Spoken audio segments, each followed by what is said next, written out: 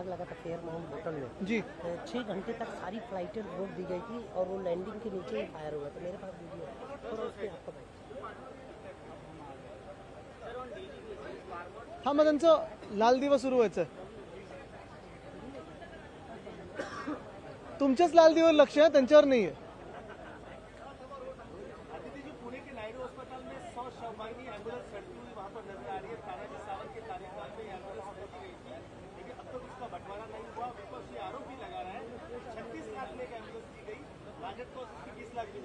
ये एम्बुलेंस का जो घपला था वो लगभग 10,000 करोड़ का था, ये हमारा अनुमान था. तभी भी हमने यही विषय उठाया था और हमारी यही अपेक्षा थी कि इस पे कुछ कार्रवाई हो. आज जब वो मंत्रिमंडल में नहीं है, हमारी यही कार्रवाई की अपेक्षा है कि आज भी उनकी इंक्वायरी हो, अगर जरूरी हो तो उनको जेल भेजा जाए, लेकिन उनके साथ जो तब के मुख्यमंत्री थे, जो घटना बाह्य थे, जो एंटी कॉन्स्टिट्यूशनल थे, उनके परिवार से भी इसमें कोई किसी का हाथ था क्या, इसकी भी जांच हो. क्योंकि हमें जो हमारे जो अनुमान है, जो हमारी जो थोड़ी पढ़ाई है इसमें, यही है कि किसी न किसी मुख्यमंत्री के परिवार से कोई ना कोई था. कोविड के कार्यकाल में बॉडी को ट्रांसपोर्ट करने के लिए श्रम वाहिनी नहीं थी, लेकिन आज 100 गाड़ियां पुलिस रख रही है. जो मंत्री महोदय थे तानाजी सावंत, उन पे ये काफी सारे सवाल उठाए जा रहे हैं. मेरी यही अपेक्षा रहेगी कि आज के जो मुख्यमंत्री हैं इस पे पारदर्शक जांच करें. बजट में किसानों के लिए तो कोई मदद नहीं दी गई, लेकिन आज रिटर्न रिप्लाई है रिलीफ एंड रिहेबिलिटेशन मिनिस्ट्री का कि एक दिन में 8 किसान जो है वो आत्महत्या कर रहे हैं. पिछले 1 साल का ये हालात है हमारा. एक अलग प्रकार की शेमलेसनेस लगती है जो भी वचन आपने चुनाव में दिए हो उसको उसके खिलाफ जाने के. अगर आप देखें तो लाडली बहना योजना जो थी उनकी आज भी हम सवाल यही कर रहे हैं कि आज भी 1,500 रुपए दिए जा रहे हैं. उसमें से जो लिस्ट है उसको तो कट लग रहा है, बहुत कम महिलाएं उसमें आ रही है. वैसे ही अगर आप देखें तो किसानों को उन्होंने वचन दिया था कि जैसे ही सरकार बन जाती है वो कर्जा मुक्ति करेंगे. हमने कर्जा मुक्ति की थी, कर्जा माफी की थी, इन्होंने नहीं की है. जो फडणवीस साहब ने कहा है कि मी उद्धव ठाकरे नहीं है सगळ्यांना स्थगिती द्यायला, जब उद्धव जी मुख्यमंत्री बने थे तो कोई भी चुनाव के न होते हुए भी उन्होंने कर्जा मुक्ति की थी. तो आज क्यों ये नहीं कर पा रहे?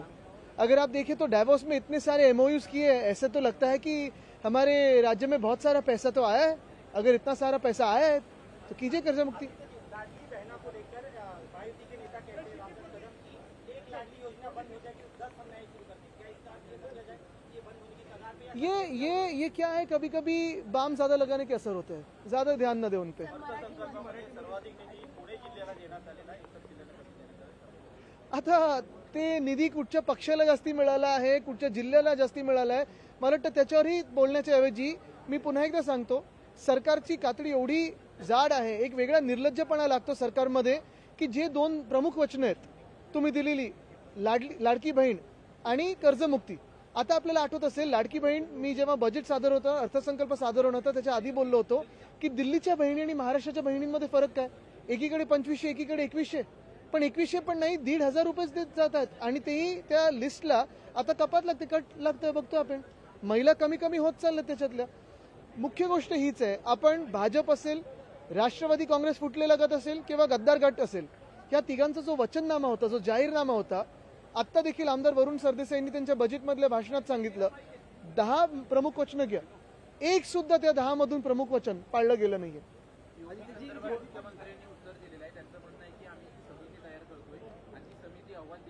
बघा, अनेक समित्या ते बनवत असतात, पण ह्या समितीचं कधीपर्यंत अहवाल येणार? कारण प्रमुख गोष्ट हीच आहे, कांदिवलीला जी घटना घडली तेव्हा पण मी विचारलेलं होतं की जर तुम्ही कायदे वेगळे वेगळे कोर्टाचे निकाल आल्यानंतर देखील बदलू शकता. दिल्लीमधलं चीफ सेक्रेटरी अपॉइंट करायला तुम्ही कायदा बदलता, निवडणूक आयोगाचे जे मुख्य अधिकारी आहेत त्यांना देखील स्वतःकडेच सगळे अधिकार ठेवण्यासाठी कायदा बदलू शकता, सुप्रीम कोर्टातून निकालानंतर कायदा बदलू शकता, तर पीओपीसाठी का नाही कायदा बदलत? आणि असं काही नाही ना की मुंबईतलं सगळं काही प्रदूषण पीओपीने होते. मी पण पर्यावरण मंत्री राहिलेलो आहे.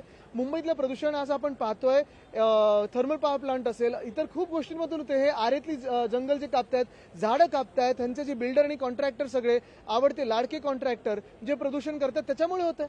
आणि पीओपीसाठी कांदिवलीच्याच वेळी मी विचारला होता प्रश्न, चारकोपच्या वेळी. आता पण आपण पाहतोय तोच प्रश्न मी उपस्थित करतोय की ही समिती गठीत कधी होणार, ह्याचं निकाल कधी येणार. कारण पीओपीच्या मूर्त्या काही गणपतीच्या 1 आठवड्या आधी नाही बनत, त्याच्या खूप आधी बनतात. 2-3 महिने आधीपासून बनायची पूर्ण म्हणजे 1 वर्ष तर पूर्ण प्रक्रिया चालते, 2-3 महिने आधी हे तयार होतात.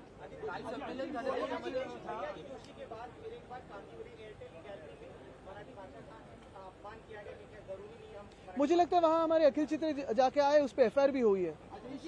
गोरेगाव मधील मोतीलाल नगरचं जे माळाचं टेंडर निघालं ते पुन्हा एकदा अडाणीला देण्यात आलेलं तसं आता त्या टेंडरमध्ये बघा, कोणी जर टेंडर पारदर्शकपणे जिंकत असेल, फ्री अँड फेअर पद्धतीने जिंकत असेल, मी आधी पण हे सांगितलेलं आहे, वैयक्तिक कोणाबरोबरही भांडण नाही, पारदर्शकपणा असेल त्याच्यात, तर आम्हाला काही आक्षेप नसेल. पण ह्या टेंडरचा जसं आम्ही धारावीच्या टेंडरचा अभ्यास केला, असाच ह्या टेंडरचा देखील आम्ही अभ्यास करू आणि काही याच्यात चुकीचं असेल तर ते लोकांसमोर आणू. कारण भाजपसाठी जसं आम्ही बोलतो ना, जे साईबाबा बोलायचे सबका मालिक एक है, भाजप बोलतो सबका मालिक अदानी आहे. तुम्हाला एक सांगतो मी, बीव्हीजीचं आधीचं असेल किंवा आत्ताचं असेल, ह्या अँब्युलन्सच्या सगळ्या जी काही प्रक्रिया राबवली गेलेली आहे त्याच्यात चौकशी व्हायला गरजेची आहे. त्याच्यात कदाचित ज्युडिशियल एन्क्वायरी झाली पाहिजे, रिटायर्ड जज कडून झाली पाहिजे. कारण एक महत्वाचं ह्याच्यात आपण पहा, अँब्युलन्सेस आज तुम्ही 108 आत्ता डायल करून बघा, अँब्युलन्स येणार आहे की इथे 10 मिनिटात. आणि ह्या सगळ्या अँब्युलन्सेस ज्या तत्कालीन मंत्रीनी घेतलेल्या आहेत त्याच्यात 10,000 कोटीचा जो घोटाळा झाला होता, हे आम्ही सगळे लोकांसमोर आणल्यानंतर त्याला स्थगिती लागली. पण पुढे काय, लोकांची सेवा तर झाली पाहिजे ना, म्हणून पुढचं काय पाऊल असेल हे सरकारने देखील सांगितलं पाहिजे.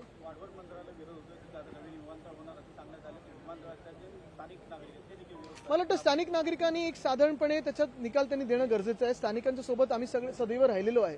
पण तिथे मतदान होत असताना वाढवण बंदर होणार हे माहिती असून ते कुठचं पॅटर्न आहे, मतदार तिथे वाढले का यादी वगैरे, ह्याच्यावर पण लक्ष थोडा अभ्यास करणं गरजेचं आहे. नक्कीच आहे, ही लोकशाही आहे आणि विरोधी पक्ष नेतापद हे या लोकशाहीमध्ये एक महत्वाचं पद आहे. दर्जा कॅबिनेटचा असतो वगैरे वेगळा, पण तुम्हाला जे अधिकार मिळतात हाऊसमध्ये प्रश्न विचारायचे किंवा अधिकाऱ्यांना बोलून प्रश्न विचारायचे, पारदर्शकता एक मेंटेन करायचे, हे गरजेचं आहे. आणि आता भीती काय यांच्या मनात, एवढं सगळं बहुमत निवडणूक आयोगाने दिल्यानंतर भीती कसली यांच्या मनात. आदित्य जी, यहाँ पर मुंबई का एयरपोर्ट इस समय खतरे में है. चारों तरफ अवैध तरीके से बिल्डिंगें बनाई जा रही है. हाल में ही फेयरमाउंट होटल में आग लगी थी. 6 घंटे तक एयर इंडिया की सारी फ्लाइटों को हटा दिया गया है. उस पर कोई चर्चा मैं खतरे में है ये नहीं कहूंगा क्योंकि मुझे पैनिक मोड में किसी को ले जाना नहीं है, लेकिन जो नगर विकास खाता है, नगर विकास डिपार्टमेंट होता है, उन्होंने इस पे स्पष्टीकरण देना जरूरी है. सिविल एविएशन मंत्री ने भी इस पे बात करनी जरूरी है. ठीक है, अरे नहीं, लास्ट ईयर ओनली ना.